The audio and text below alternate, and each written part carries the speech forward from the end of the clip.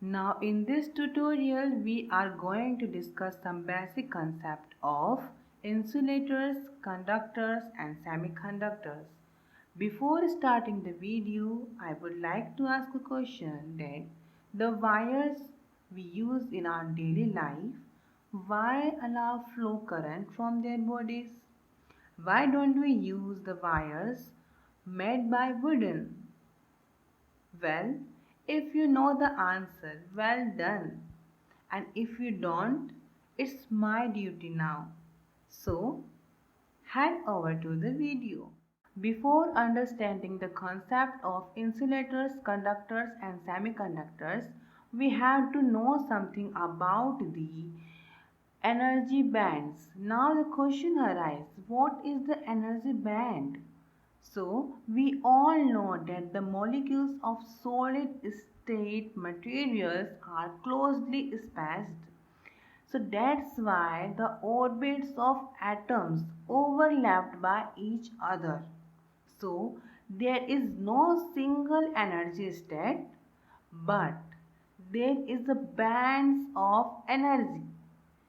So basically there is two types of energy bands. The first one is conduction band and the second one is valence band. Let's discuss something about each type of energy band.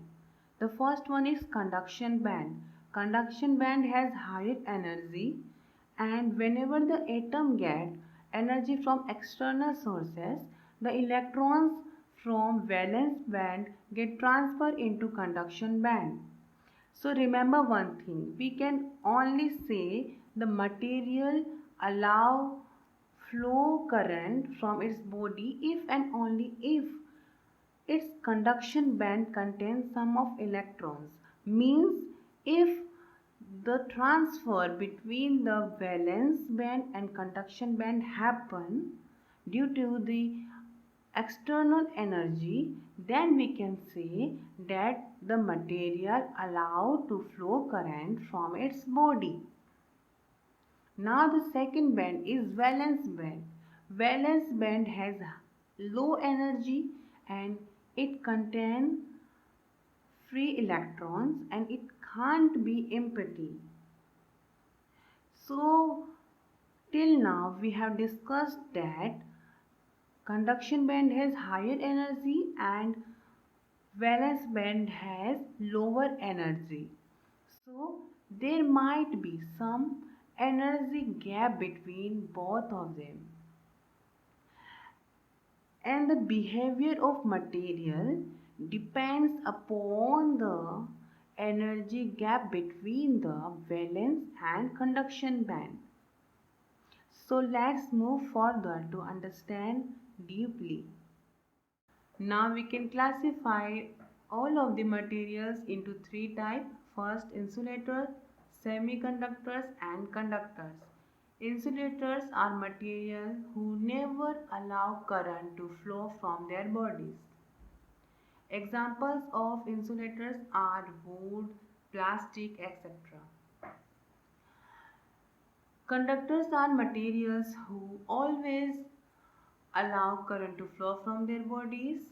Examples is metal, wires, etc. Now the interesting part comes. Semiconductors. Semiconductors sometimes allow and sometimes do not allow current to flow from their bodies. To understand why this kind of behavior, we have to look at the energy band for each type of material. Now first take energy band diagram for insulators. In diagram you can see all the free electrons are present in the valence band and our conduction band is completely empty. The energy gap between the conduction and valence band is 3 electron volt, which is quite high. So if we try to give some external energy to the atom for transferring the electrons from valence band to conduction band, it is not possible.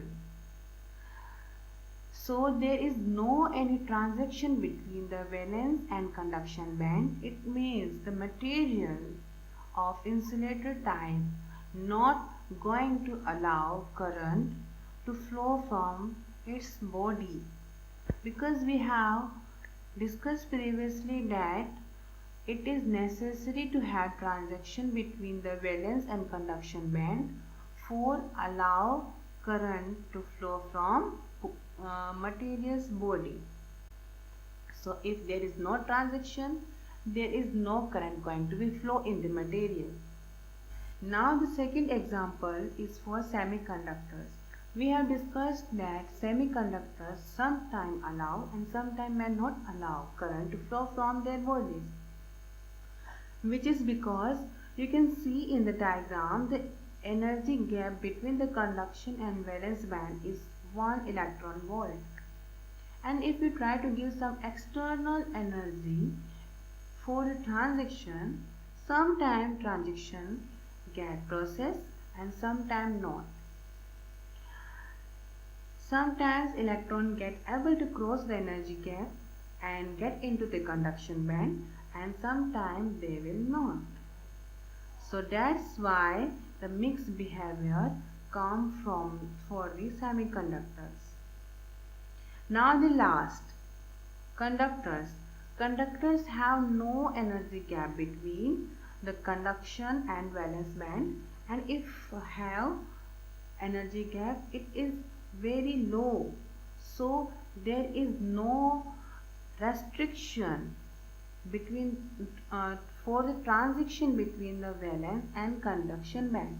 Therefore, the conductors always allow current to flow from. Now the conclusion is that the behavior of material is completely depend upon the energy gap and the transition between the valence band and conduction band.